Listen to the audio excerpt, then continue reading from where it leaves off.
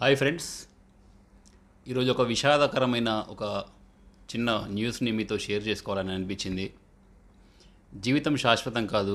మీరైనా నేనైనా ఏదో ఒక రోజు చనిపోవాల్సిందే. కానీ అభం శుభం తెలియని ఒక వ్యక్తి ఎప్పుడూ తన పని తాను చేసుకుంటూ సరదాగా నవ్వుతూ టైం స్పెండ్ చేసే ఒక వ్యక్తి చిన్న వయసులోనే అనుకోకుండా అకస్మాత్తుగా తన పిల్లలకు సంబంధించిన ఒక ఫంక్షన్ గురించి అటెండ్ అయ్యి అతి చిన్న ప్రమాదం, అంటే మనం రోజు చేసే పనే కదా అని లైట్గా తీసుకొని మనం అలా పని చేస్తుంటాం. కానీ అనుకోకుండా ఒక్కోసారి జరుగుతుంటాయి.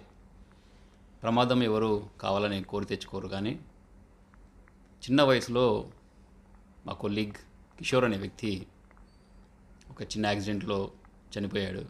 యాక్సిడెంట్ అంటే అది కరెంట్ షాక్కి సంబంధించింది. అతని ఆత్మశాంతి చేకూరాలని ప్రార్థిస్తున్నాను.